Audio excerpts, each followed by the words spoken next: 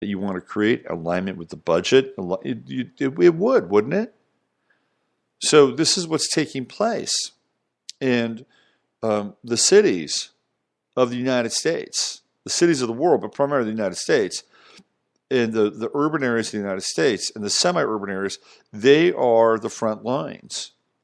They're the front lines of where this war is being waged. And it is a war without firing a single shot. And part of that war is the implementation of the 5G grid. And that has a military aspect to it. It's not just this massive, super high-powered, fast, efficient network that will run everything, but that's because that's part of the plan, is to have this system run everything, run your home, run everything in your life, and you feel, oh, so great. Oh, I don't have to worry about that. I don't have to worry about that. I'm not using my refrigerator between the hours of 3 and 6 or 2 and 6. Yeah, you can shut it off and you can take that energy and put it else. Well, on some level, it kind of makes sense, right? On some level, there's some logic to it. But this is where the war is taking place. It's happening. It's right now. And people are camped out in city planning meetings. People are got switched on and said, we don't want this. This is not the kind of life that we want. And you're choosing it for us. You're moving us around like cattle. And this is a part of war. Moving populations, redistributing population, taking over resources. These are all acts of war. Bottom line, it's a different kind of war. It's a different vision of war. So you have to understand that you're in a war right now. You're in a spiritual war. You're in a war for your attention, right? You're in the midst of an ideological war that is taking place inside of the United States. It is taking place. It is a war. There's a war going on. There's a left and a right, and they are, again, theoretically, in a pluralist or dualistic world. It's a false narrative. It's a false paradigm. We all know that. But it doesn't stop it from taking place and occurring.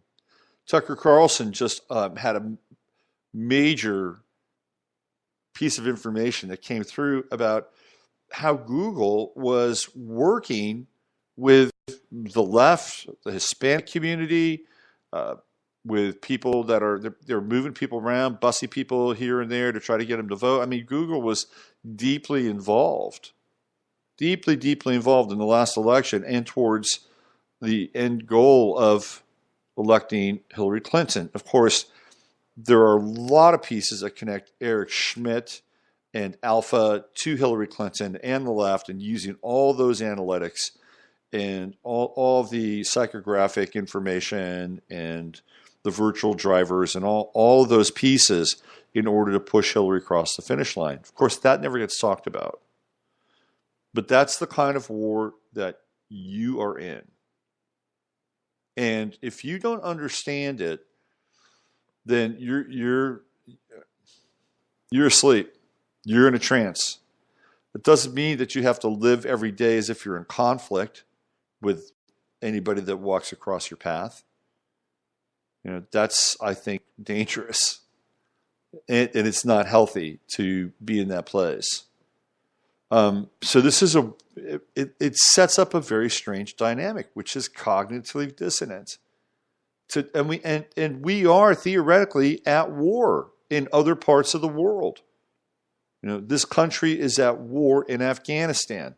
This country is at war in Syria. And bizarrely enough, we're now siding with Al Qaeda. I mean, this is like one of the most bizarre, surreal ironies, especially on the heels of 9/11.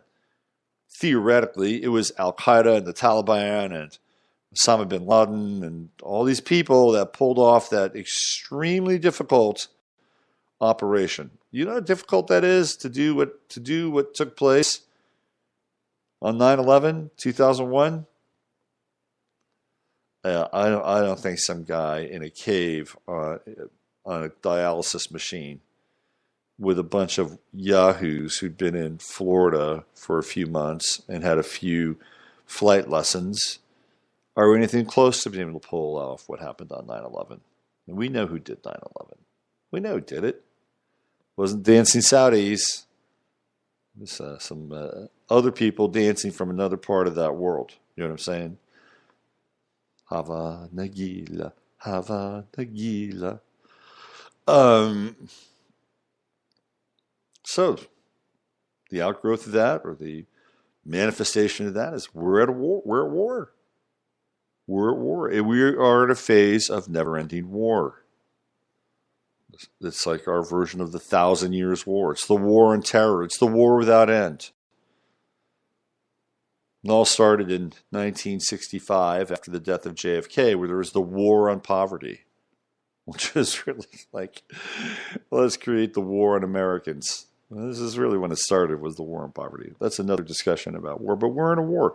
And it's weird because first of all, do you want to feel like you're at war all the time? No, but we are. I know a lot of you have difficulties with some members of your family because of beliefs, because of what you said, because of who you voted for. And I know a lot of you are at odds with those people. Technically speaking, you're at war with them. I hate to say it. People that you work with, maybe even somebody inside of your own household. Now, is it a soft war? Sure. Nobody's firing tracer bullets at each other from 15 feet. But this is one of the difficult pieces because we want to live our lives. Most of us just want to be left alone, live in peace, do whatever we do, find a hobby, enjoy it, enjoy our work, grow economically, grow financially, maybe own a piece of property, maybe two, take a vacation every now and then, raise kids in a healthy environment if you want to raise kids. Not everybody wants to raise kids. By the way, I had a really interesting connection with these two people the other night. I was in North Austin. I met this couple, and they had the oddest job. They were organ traders. I mean, they had a nicer term for it. So they worked in organ donation, and they work out of their house. And they have this business that assists these, like they have a whole database of organ donors, and it's constantly being updated. And they're like, doing these connections and deals between the organs that are coming up on the market, and then having them go to the recipients of that organ. Fascinating. And they were double income, no kids, don't want kids, have dogs, and they were vegetarians. I'm like, wow, they were funny. They were interested. They loved their football. Anyway, so we're at a place now where if you don't understand that we're at war on so many levels, you're kind of missing the boat, or you're not really being attuned to what's taking place now. So the whole idea is, do you get sucked into it? Do you get sucked into it? Say, okay, I got to pick a side. I got to choose a side. And sometimes that happens. Maybe there'll be a time where you'll have to pick a side or choose a side. I don't know. But on the other hand, maybe you want to, maybe you want to defect and sit it out. Maybe you want to be a conscientious objector. I think that's fine too. But the what's going on out there is not going to go away unless 30% of the population conscientiously objects to reality and decides that we don't want to play around anymore and we just don't want to be a part of reality, in which case you could just stay home for 10 days. 30% of the population stays home for 10 days, the world changes. Trust me on that. It would totally change. Anyway, until then, and that's a tactic.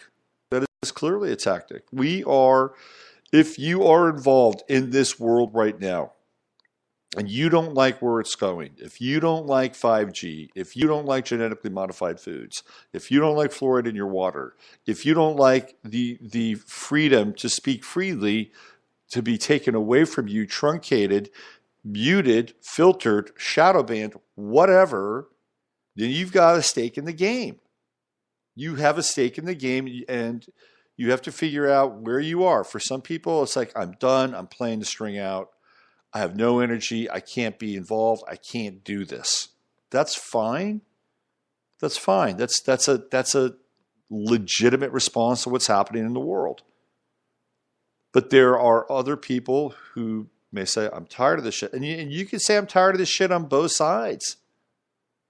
You can say that. If you're on the other side, you can say, I'm tired of this shit and I'm going to do everything in my power to stop it. I hate Trump. I hate the administration. I hate the people that elected him. They're fools. They're ignorant. They're chumps, whatever. You've got to figure that out. You got to figure it out. I would say you need to be educated a bit more, but you need to figure it out. I got into this thing on this forum that I used to go to. I've abandoned it now. It's got too political. Sports forum. It got infected. It got infected by politics. It's just one area, there's one place where you can go and talk about. It's like just going down to the barbershop or the corner bar or the VF. Well, when you go to the VFW, you probably talk politics there. But just a place to go and talk about sports and, stupid guy shit. And I got infected by politics.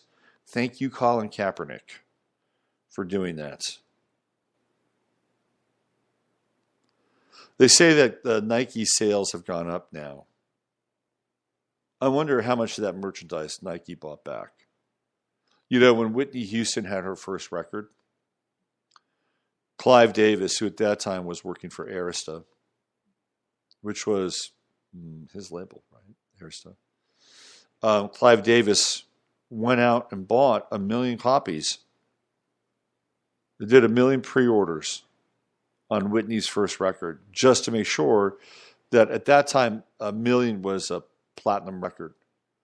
They later on became like I think 1 million was platinum. Anyway, they changed those numbers, but he bought those records because the press could then report it back to the stores. The retailers could report it to the press, and the press could report it to the people. Say, oh look. It debuts at number one. It became an instant platinum record. Well, it's because Clive Davis bought all those records. He realized that with that kind of press and that kind of momentum, and it was obviously a good record. Whitney Houston was a major talent, that he could sell 3, 4, 5, 10 million records. And that 1 million would be an investment in not just the rest of the records that would follow, but her career. So it was a wise investment on Clive Davis's part. I don't have any inside baseball on what's going on with Nike, but it would be very easy to do the same thing. Just go out and send people out and, purchase Nike material both online and offline. Set up accounts and just buy stuff. And have that merchandise go just straight back to Nike, and might even resell it. Again, I don't have any.